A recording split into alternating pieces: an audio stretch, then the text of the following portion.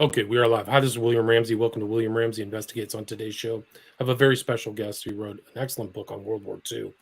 His name is Walt Larimore, and the title of the book is At First Light, a true World War II story of the hero, his bravery, an amazing horse. And it was just published in 2022. He had a co-author, Mike Yorkie, and it's available in different formats: audiobook, Kindle, paperback, and right now on Amazon it has 96 five-star reviews. And Walt has a bio in the back of the book. I'm just going to read part of it. Walt Larimore always had an interest in history and is the oldest son of Philip B. Larimore Jr., the hero in At First Light. As a writer, Walt is a prolific author and has been published 40 books, 30 medical textbook chapters, and over 1,000 articles in various journals and lay magazines. He's authored several bestsellers, garnered international and national writing awards, and his books have had sales of more than 750,000 units. In 2019, an early draft of At First Light received 2 international Page Turner Awards, the Finalist and Patrons Awards. He's been a doctor for 45 years and has been called one of America's best-known family physicians and is listed in the Best Doctors in America, Distinguished Physicians of America, Who's Who in Medicine and Healthcare, and Who's Who in America. And he also was granted by the Marquis Who's Who a Lifetime Achievement Award and was listed in the Who's Who in the World in 2021.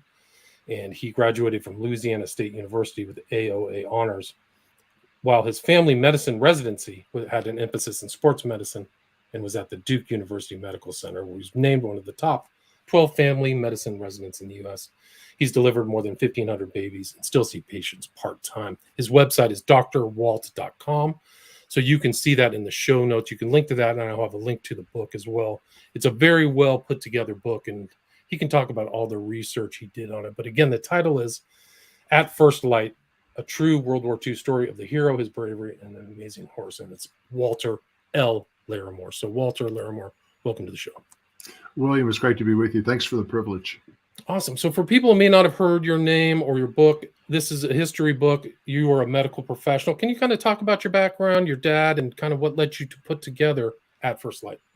Yeah, great question. I remember as a young kid, I grew up in the 50s. And so all of us of that vintage watched World War II movies and TV shows. And in the backyard and out in the woods out back, my 3 brothers and I would replay some of the different wars and battles.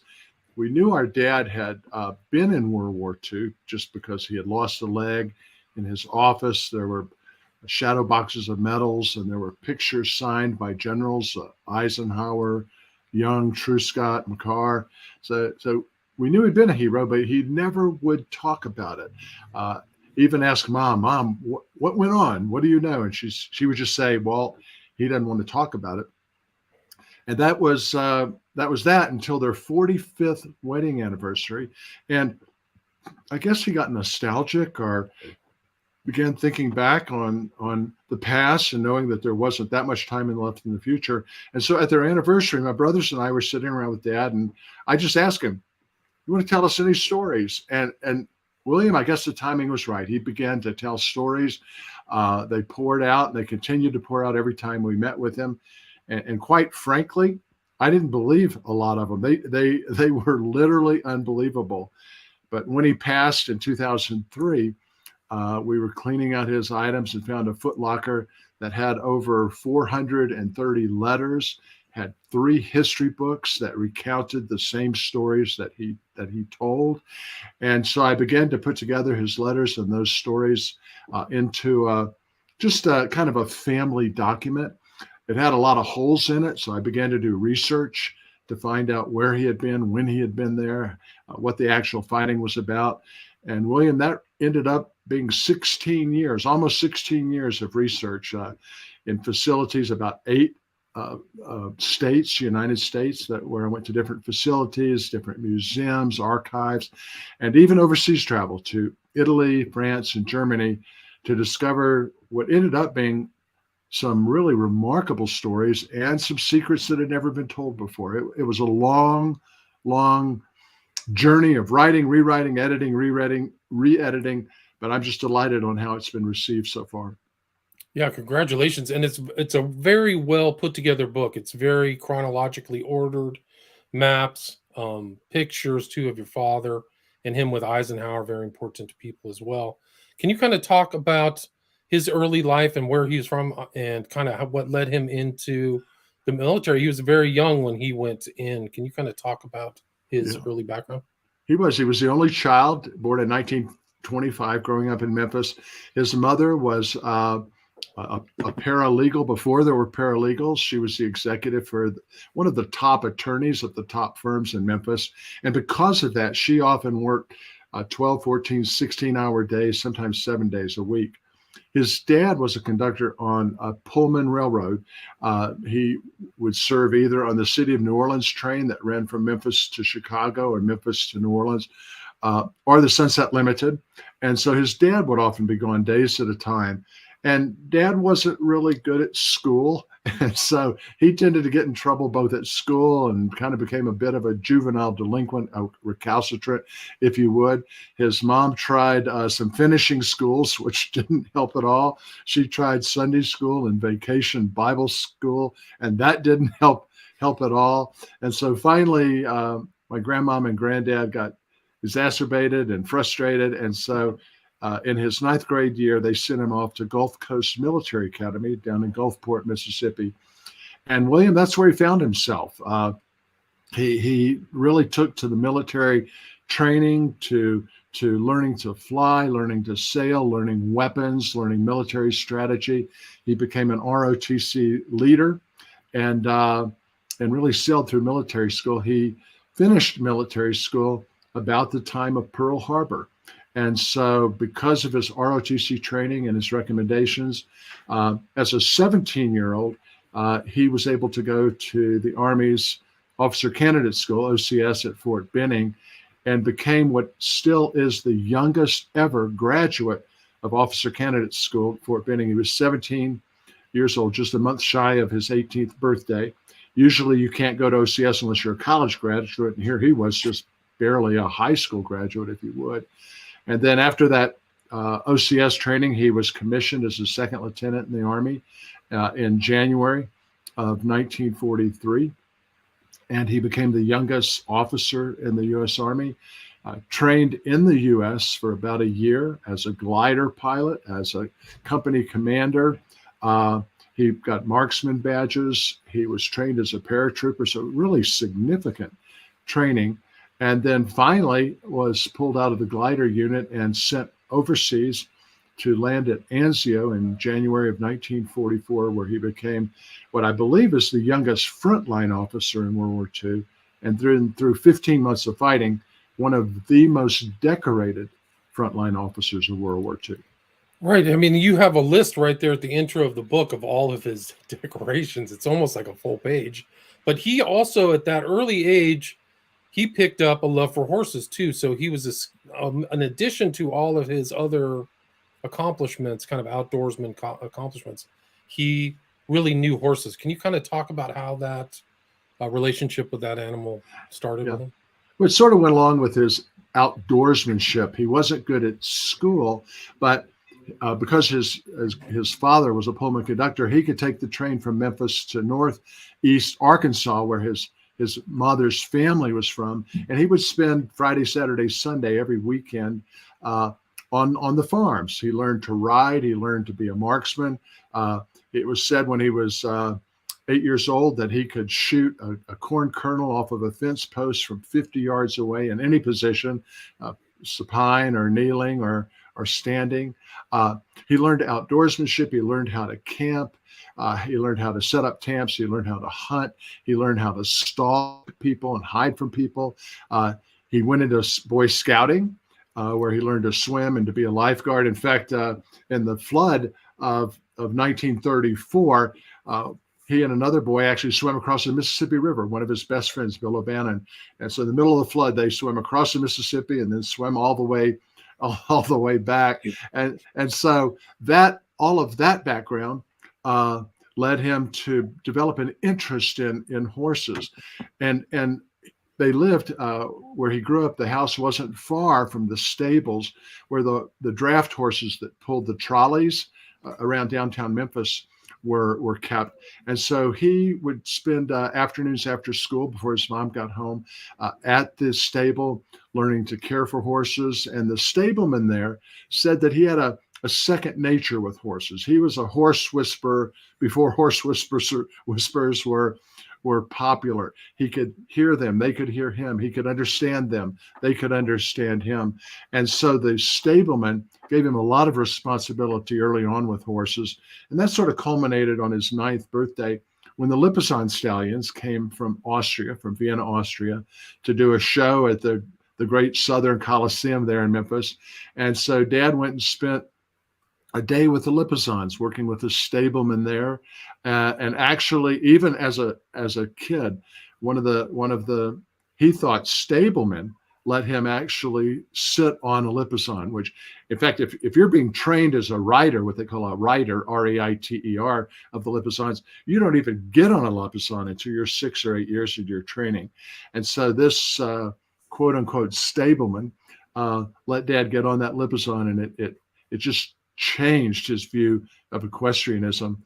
That night at his birthday celebration at the show, he found out that quote unquote stableman was actually one of the lead riders, and he brought one of the most highly trained of the stallions out to do all of the they call it the high school maneuvers, where they would jump and hop on legs. And at the end of that performance, that wonderful man brought that horse over and saluted Dad and sang happy birthday to him. And that just led to not only experiences growing up, and not only experiences during training. When he was being trained at Alliance Air Base, he got exposed to draft horses and draft competition. Once he was in the war, he was exposed to dressage training in Naples. His horse experiences allowed him to introduce mules onto Anzio. He was the platoon leader of an ammunition and pioneer, an A&P platoon, which was working the front line, working in no man's land, very, very dangerous, working all night. And so he trained some mules to help carry supplies up front. That same training went into the Vosges Mountains in that horrible, horrible 1944, 1945 winter, perhaps the worst winter in the history of Europe at the time. Once again, got the mules involved. So horse story after horse story throughout the book that sort of concludes, if you would, with him being sent on a secret mission to find the Lipizzans that had been sequestered by Hitler to become the perfect horse. Yeah, it's incredible. Like the horse is like all the way through. And like it was an interesting story of his friends. Like he started to, you use the term dressage in the book about his relationship with his fellow troops too, which I thought was interesting. Yeah, it's almost like he had a variety of equestrian experiences with war horses, but he also saw his men as war horses, as these incredibly well-trained, incredibly loyal men sacrificing their life for freedom and liberty. And it was interesting. William, I had always heard of the greatest generation. I think I probably wrote that off like many people my age, but studying the sacrifices and the suffering that these men went through, over 2 million men who fought in the European theater of operations. About a quarter of them became casualties, almost 400,000. And yet, although they went over there to fight for liberty and to be John Wayne and to be heroes, very quickly, at least on the front lines, they were exposed to the horrible conditions of war. In Anzio, it was the equivalent of World War I trench warfare. Ice, snow. You couldn't stick your head up without the possibility of it being shot off. The entire Anzio beachhead was within range of the guns, the German guns, and the shelling went on 24/7. The bombing went on 24/7. It was just horrible. And very quickly, these men developed a loyalty for each other, to protect each other, to fight with each other, and to get home. It was a real priority for them. But they were, I think, the greatest generation. Yeah, it's amazing. Anzio was a very dicey beachhead just south of Rome, too. So this is an 18-year-old today. He'd be considered like a kid, an adult over a whole platoon, right? Over 50 men, at least initially, these kind of NCOs and grunts, right? Can you talk Oh about yeah. kind of, yeah. In fact, he was by far the youngest. he was the young man, if you would, and yet he was wise enough to have been introduced by his battalion leader, by his best friend. He had gone through OCS and met another man, Ross Calvert. They became best friends, and they ended up serving together throughout virtually the entire war, maintained their friendship after the war. But Ross really introduced him as a very young man to these veterans. Most of his platoon had actually been with the 3rd Infantry Division and the 30th Infantry Regiment since they had their first D-Day in Morocco. I interview people all the time, and I'll often ask them, what does D-Day mean to you? And they'll say, well, that obviously that means Normandy. But I've met almost nobody, maybe a couple, who know that the guys on the Southern Front had, well, at least the 3rd Battalion of the 30th Infantry Regiment had 7 D-Days, and the 3rd Infantry Division had 5 D-Days. The Northern Front had the Battle of the Bulge. We've all heard of that. Almost nobody knows that the Southern Front had 2 Battle of the Bulges. The Northern Front had the Hurtgen Forest, which was a horrific battle during the winter of 44-45. But arguably a much worse forest fight was in the Vosges Mountains in that same time. And the Battle of the Bulge, although if we'd have lost it, it would have been a terrific, horrible loss. But the Battle of the Colmar Pocket and the Battle of the Maison Rouge Bridge, arguably far worse. And had we lost that, William, there are historians who say we would have lost the war. We would have lost the Eisenhower's pincher move. And yet, by hanging on by a thread, despite some terrible leadership decisions, the grunts in the field fought off a single battalion, well, actually 2 battalions of Americans fought off between 3 and 5 divisions, panzer divisions, in this horrific battle. And so this story is a lot more than just a single man or a single platoon. It's the story of what I call the forgotten front of World War II, which is that Southern European front. Terrific battles. Right, amazing. And the Vosges, I think you wrote in the book, had never been conquered. It has like a battle history of never falling. So that is another kind of indicator of how devastating it was. But no, you're absolutely right. The Vosges Mountains, there were 6 major Army campaigns throughout history, and not one of them prior to World War II did the invading army stand a chance, because the mountains were very rugged, filled with swamps and thick forests, and you just could not beat an enemy that was dug in.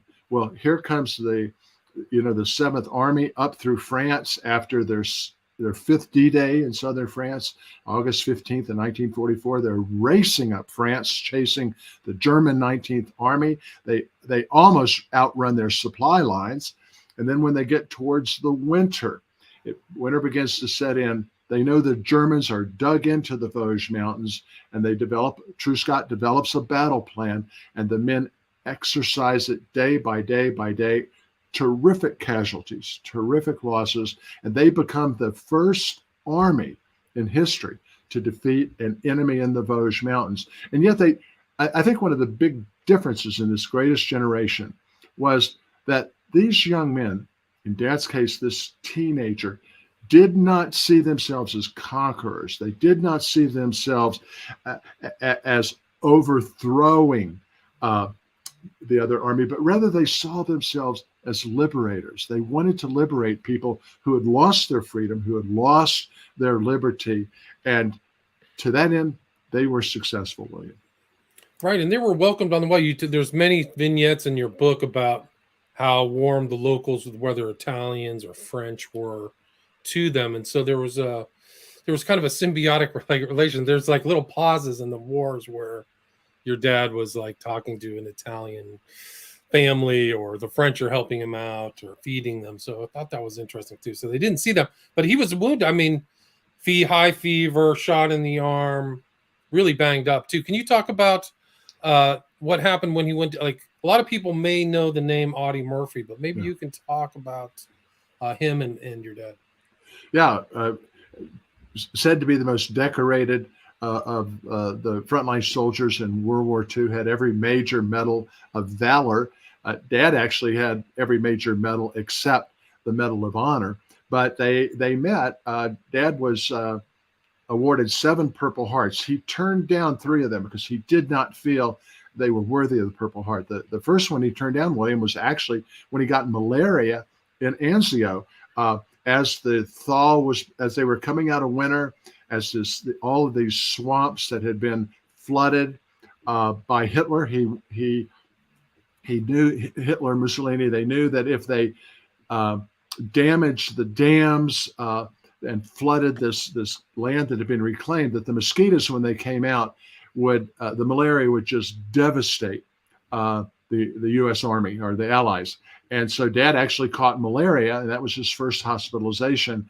His first day in the hospital, he's burning up with 105-degree fever, and this soldier walks around and throws a Purple Heart on every bed. In other words, if you were in the hospital, you got a Purple Heart. And Dad said, nope, not me. I'm not accepting it for malaria. In fact, after only 2 days in the hospital, he sort of went AWOL, if you would, from the hospital, and said, I'm going back to my guys. I'm going back to my men. A real side bunny trail of that, just real quick, William, is that because the Axis controlled Southeast Asia, they controlled all of the medication, the quinacrine, that was used to treat malaria.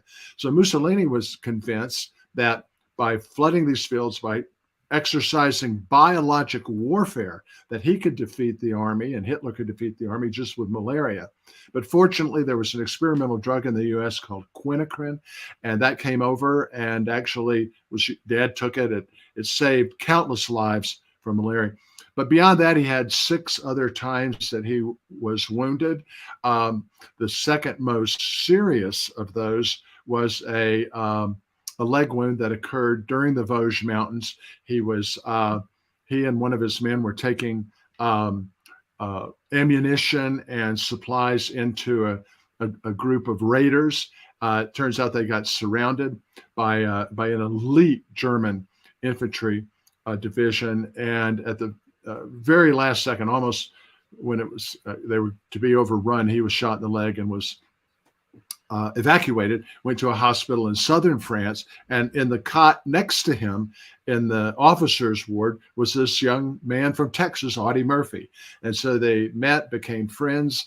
They had a very similar medal count at that point, very similar wounds, and they were treated by the same nurse. They called her Pricey, but Nurse Price and Audie began to develop a relationship. Audie Murphy actually proposed to her at the hospital. She turned him down. He later proposed to her again. She turned him down again, and then they never did get married, although they did stay in touch after the war. But Dad interacted with Audie Murphy both in the hospital and then during the Battle of the Colmar Pocket. He also interacted with Maurice Footsie Britt. Maurice Britt was the first U.S. Army soldier to win all of the medals of valor. He had the Medal of Honor, the Legion of Merit, the Silver Star, and the Bronze Star, only to be outdone by Audie Murphy. But Maurice Footsie Britt was the company commander for Company L, Love Company, of the 3rd Battalion of the 30th Infantry Regiment. And so Dad was a second lieutenant at 18, a first lieutenant at 19, a captain at 20, and then he took over Love Company and became one of the youngest, if not the youngest, frontline company commanders of World War II when he took over Love Company during the Colmar Pocket.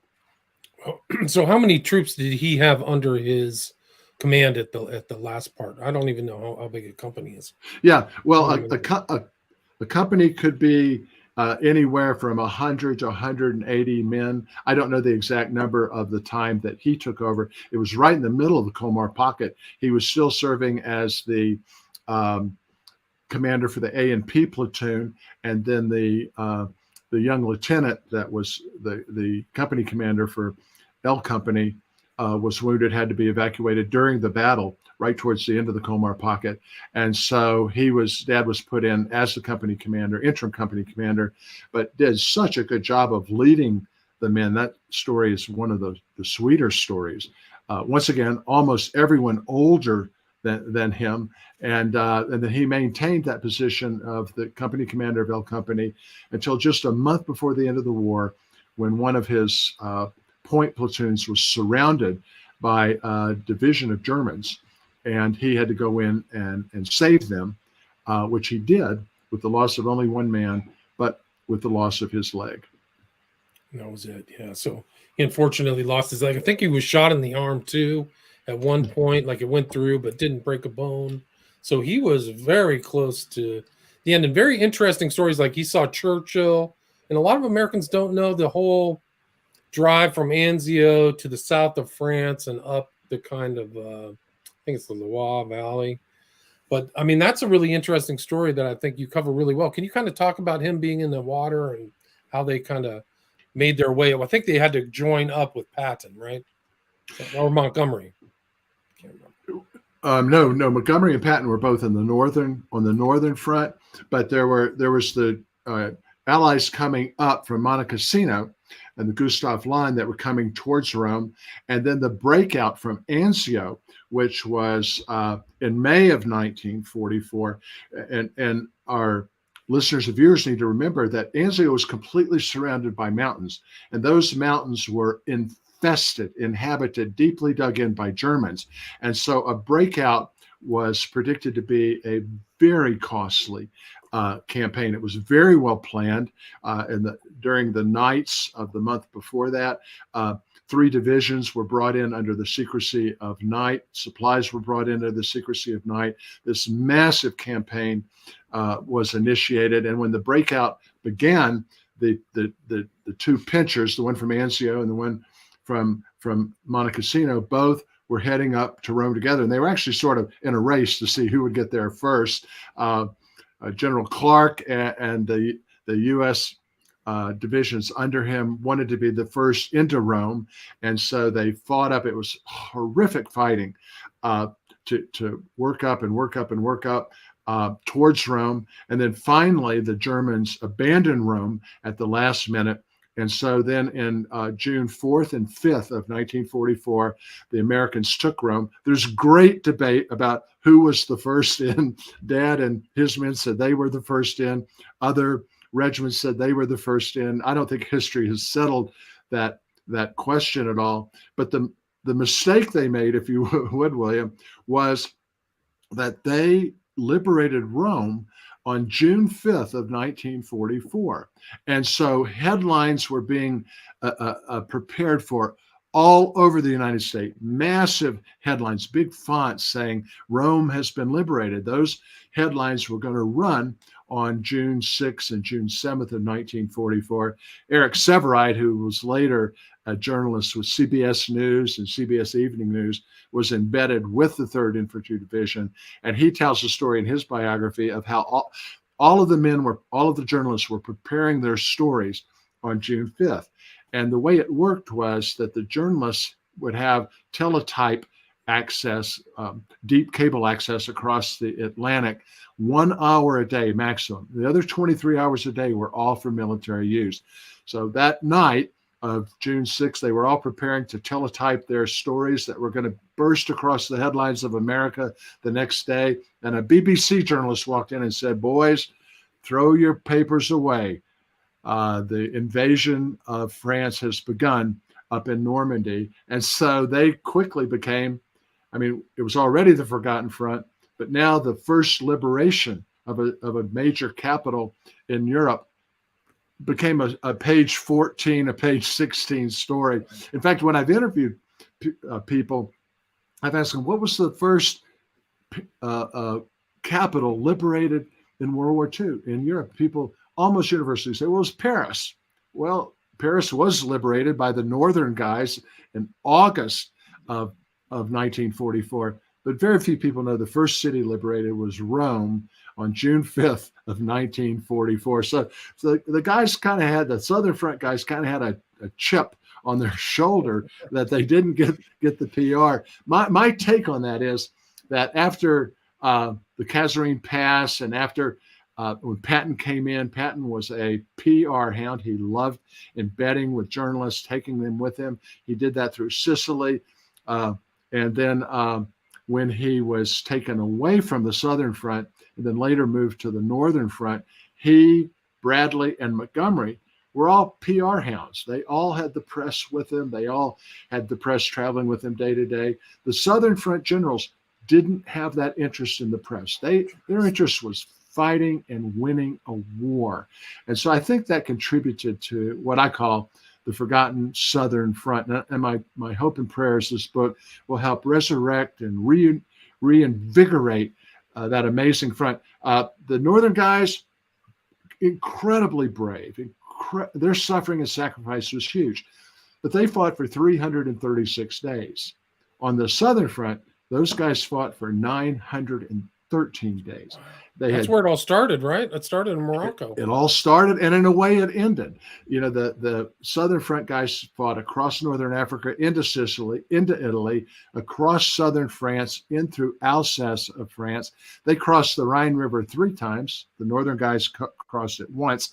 They raced through not only Southern Germany, but also into Austria. And so they fought on more fronts, more countries, had more medals of honor, more silver stars, more bronze stars by far than the Northern Front. They were equally important because that pincher mood that Eisenhower designed was critical to winning the war. But I hope we can remember and recognize and shout out to the men and women that were on the Southern Front, the forgotten front. And you do include biographies of some of the people he fought with, names that I hadn't heard of. So I really appreciated that at the end of the book. And it's very easy to follow where these battles are commencing through the maps that you have in the book as well. Can you talk a little? The Lipizaners are kind of a famous horse that you can see online. It's a big, beautiful white stallion, and they kind of are able to kind of train them to do jumps and stuff like that. Can you talk about the secret mission your dad had involving those? Yeah, towards the end of the war, rumors started coming out of Czechoslovakia about Hitler's program to develop a royal breed, a perfect breed. You know, he had his sights set on the Aryan race, the quote unquote perfect race, and he wanted to have the perfect horse, the perfect war horse for the perfect race. And so early, even before World War II, he began to sequester onto specialized horse farms all of the royal breeds of Europe. So these were horses like the Berbers, the Andalusians, the Frisians, thoroughbreds, and Lipizans, the dancing horses of Vienna, Austria. And so there were a number of horse farms where these breeds were being developed. As the breeding continued, he made his choice that he wanted to have the Lipizan, the beautiful white horses. They're actually a gray. They're born, they're black, and then they turn white and they kind of become gray. But the way their coats are, it looks a beautiful, beautiful white. But the way that the breeding program was going, it was a very unethical and potentially dangerous breeding program because brothers and sisters and mothers and fathers were all bred. And so the Nazi vets, who were really quite caring and quite good vets, became, first of all, very upset about the breeding program. Second of all, very upset about the way POWs were used to keep the horses. And then third of all, because of the agreement between Stalin, Churchill, and Roosevelt, the Russians were given the job of liberating Czechoslovakia. But the concern the vets had were the rumors that because of the starvation in Russia, that the Russian army was killing and cooking and eating anything in its path. And then on one fateful evening, there were it's a trailer. It's not clear whether there were 20 or 25 Lipizans in the trailer, but the Russians captured it, killed all but one of the Lipizans, skinned them, cooked them, and ate them. So this panic ensued in the horse farms that these royal breeds were going to disappear. And so a message was sent covertly through intelligence to the U.S. Army saying, please come save these horses. And so it wasn't clear if it was a true message or not. Let me give you a real example why. Dad's first 3 days on Anzio, the first night he worked all night on. The first night he took one of his men out. They were setting mines, and the man made a mistake. And right next to Dad, he blew off his face. And then the next day, Dad, as they were walking back just at dawn, one of his men was hit by an 88, an anti-aircraft armament that was shooting horizontal that literally cut his man in half right beside him. And then the third night, they were heading towards dawn, and 2 German soldiers in no man's land stood up, waved white flags, started yelling, "Comrade, comrade, comrade," which was the word they would use for surrender. And one of Dad's new men, an older enlisted man, started to stand up to take the prisoners, and Dad screamed at him, "No," because the Germans were known to have these fake surrenders. And as soon as Dad's man stood, he was shot through the head by a German sniper. And then the 2 fake surrenders quickly went down and ran away. The Germans were known for booby trapping even the bodies of Allied soldiers. And so when this rumor came that the Nazis wanted the U.S. Army to come in and save these horses, there was great suspicion that there's nothing like it, and it was just an attack, even here at a month from the end of the war, of getting a company or a few platoons and then just wiping them out, just destroying them.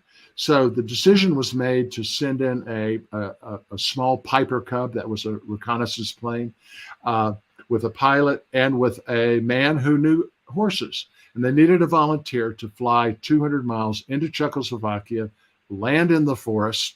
The underground would meet them and then take them. One of the Nazi vets would meet them, take them to the farm to confirm that there were not only these horses, particularly Lipizzans, but also POWs.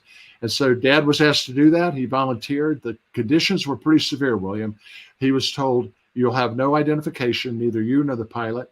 You and the pilot are not basically to talk to each other. We don't want you to know who each other is in case you're caught and tortured. But you'll have no identification. So if you're captured, your mission will be disavowed. You'll be considered AWOL. If you're killed, you'll be considered AWOL, and there'll be no life insurance. There'll be no benefits for your family or your fiance or anybody."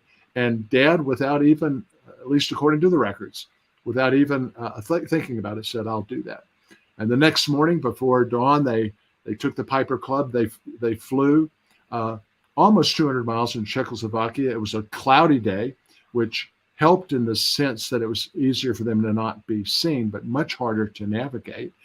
The fuel capacity of that plane was 180 to 200 miles. So they literally, William, they ran out of gas, and they hadn't even found the airstrip. And so as they were gliding, Dad saw the little clearing where the lanterns were set out, and then he guided the pilot down. And because he had his glider wings, he knew gliding. He knew they'd be safe. So they landed. The Nazi vet came out, actually riding a Lipizzan, and also he brought a thoroughbred because he wanted the army soldier to be able to ride a horse that wasn't quite as big or quite as feisty. And he didn't know Dad was a equestrian, but once they met, they rode to the farm where Dad identified indeed the Lipizzans were there. And then they had a little fun interaction. This guy's name was Captain Lessing, and they had a steeplechase course. So Lessing let Dad ride the Lipizzan and then get back on the thoroughbred. And then they actually had a race through the steeplechase course. And Dad's story is that he won. I have no independent documentation of that, but his other stories were true, so I believe it. And then they got in the plane, flew back, and that information that the horses were there, that there were POWs there, that information went up to high command where it went to Patton. Remember that for the U.S. to enter Czechoslovakia was essentially a war crime. It was illegal. They could not do it because the Yalta Agreement specified that only the Russians would liberate Czechoslovakia. But nevertheless, Patton approved what was called Operation Cowboy, and a cavalry unit went in, not without difficulty, but actually walked the Lipizans and a number of other royal horses out of Czechoslovakia and back into Germany, and actually probably saved the Lipizans. Wow, that's incredible. Yeah. And that's like a rich tradition, right? The Lipizzaner tradition associated with Austria-Hungary, going back in time, Eastern Europe. Hundreds and hundreds of years.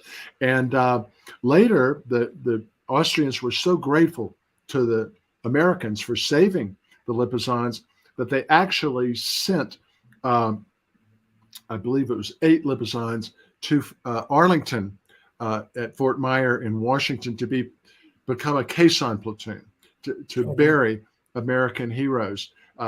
After the war, Dad was assigned to Fort Myer. The main reason he was assigned there was because he had lost his leg, and the U.S. policy, the War Department policy at the time, was if you were an enlisted person and you lost a limb, if you found a job in the Army, you could stay. They honored you. But if you were an officer and you lost a limb, you were no longer considered officer and gentleman material. In fact, in some of the leadership, you weren't even considered human. It was a very inhumane policy that said as soon as you were rehabilitated, you were kicked out. And Dad felt that that was unfair, unreasonable, inhuman. And so he put together a strategy with congressmen, with senators, with General Eisenhower, with President Truman, to actually fight that unfair policy. And so they brought him to Fort Myer so he could fight there. The battle, he could communicate with Congress, he could communicate with high-level generals, and go through this appeal of this horrible policy. In fact, I remember the day, William, that I was in College Park, Maryland, at the U.S. Archives, and I found the actual transcript of that trial. And if any of our viewers have ever watched the movie A Few Good Men, where the character of Tom Cruise is in a courtroom battle with the character played by Jack Nicholson, it's this intense trial. And that's what this trial was. It was an ugly, intense trial. I won't go much into it because I don't want to ruin what the book has to say. But anyway, Dad there not only was the executive officer, but he's also the commander of a caisson platoon. And the caisson has 6 horses pulling the caisson that would have the coffin of the soldier being honored. And then there would be, if it was a colonel or above, there would be a horse behind the caisson. That was the empty saddle horse, the capsaicin horse with the boots turned around. And then there would be the horse that the executive officer would ride. And all of those horses were the same color. They'd either be white or gray or bay, but all of the horses would be the same color. But the caisson, the 6 horses, would have 3 riders, 1 on each horse on the left, 1 on each pair. The right horse of each pair would not have a rider. And then there was, of course, the executive officer. All 4 of those men, now men and women, but then all 4 of those men would have to tell the horses to move, but they could not utter a vocalization. They could not be seen to move. And so they had what was called a 2-leg lead, where they might flick a thigh muscle or move a toe slightly, but all of those had a particular meaning to those horses. But Dad only had 1 leg. So as far as I can tell, he was the first equestrian in the history of equestrianism that taught a horse to a 1-leg lead. It was really quite remarkable. Interesting. And he had he was very young when the war was over, right? In 45. He had a incredible life even after that, representing, fighting for rights for people who got disabled and things like that. And he was a major at 22, and I'm told you don't become a major typically until you're 30, 35, or even older. So second lieutenant, actually out of OCS at 17, was commissioned a second lieutenant at 18 on his 18th birthday, first lieutenant at 19, captain at 20, and then a major at 22. It was just remarkable what those men did and what they went through. It really is. It's an incredible story. A great, very well written book and put together book too. So I commend. Well, I appreciate you saying that, because it's a history book, but it's chock full of romance. It's chock full of these war horse stories.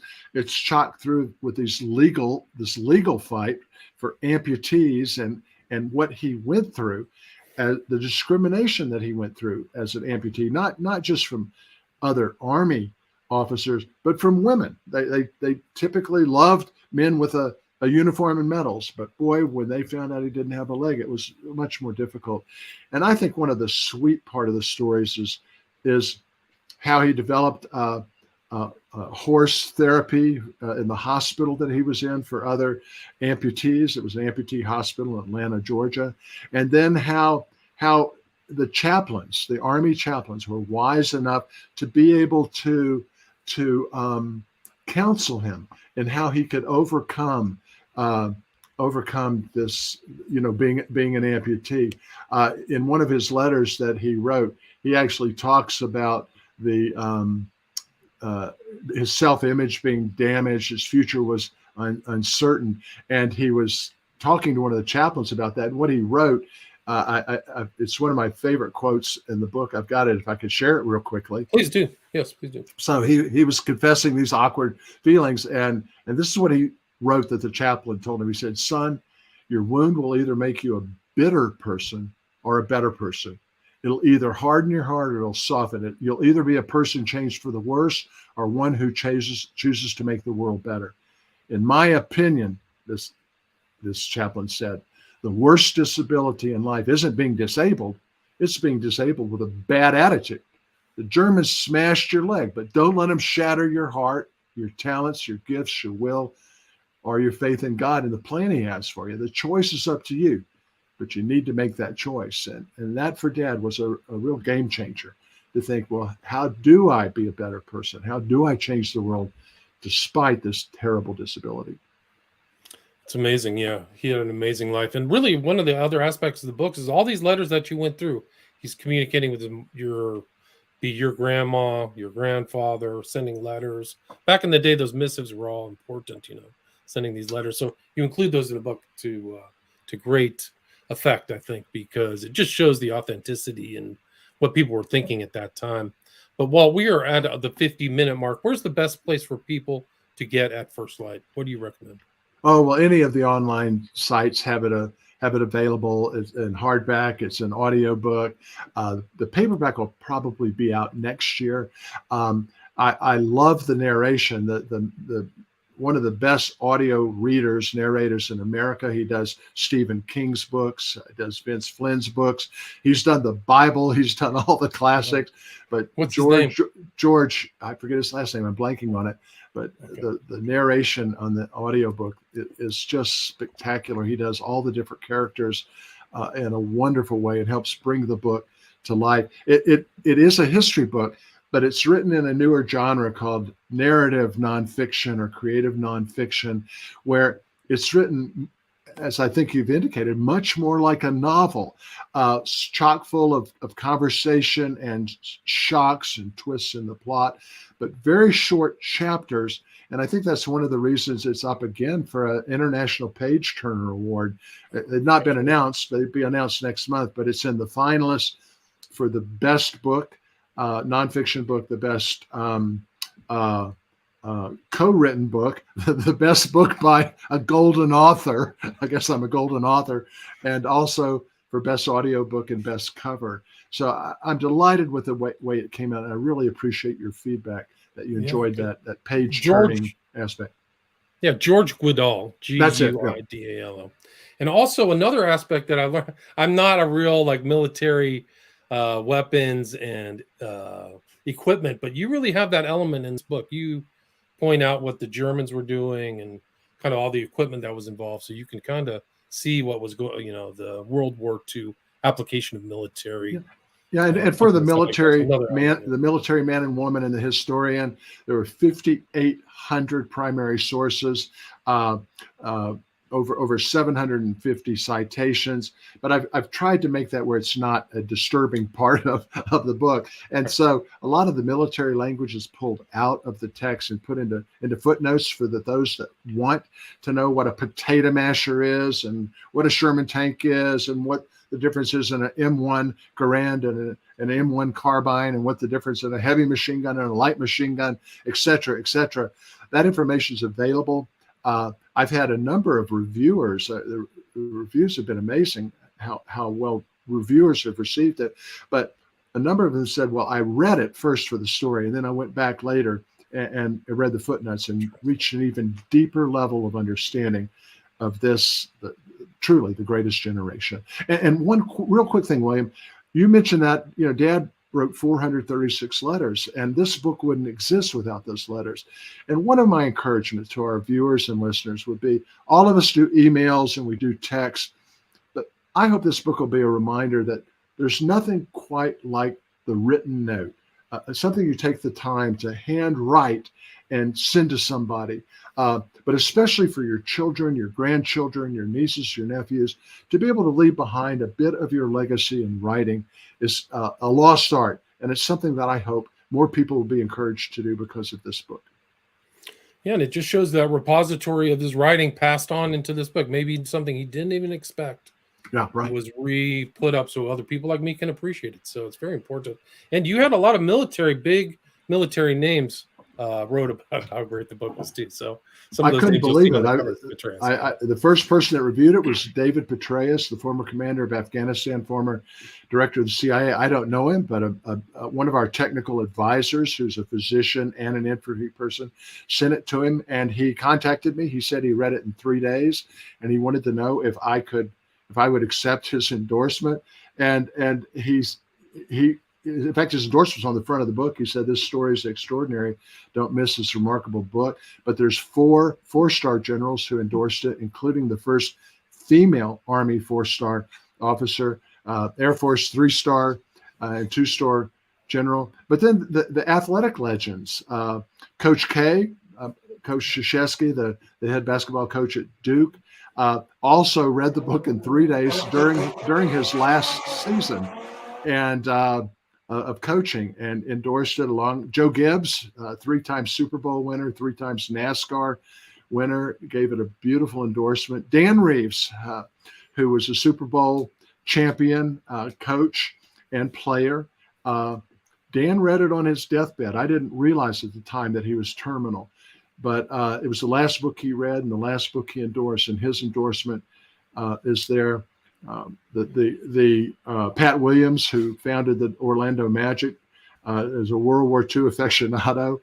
Several editorialists that endorsed the book, and then novelists, best-selling New York Times novelists who endorsed it. And so, as a first-time writer in this genre, I'm not a historian, I'm not a big famous writer, but to have that type of praise, I think, allows people who don't know me from Adam to say, hey, this may be a book worth picking up.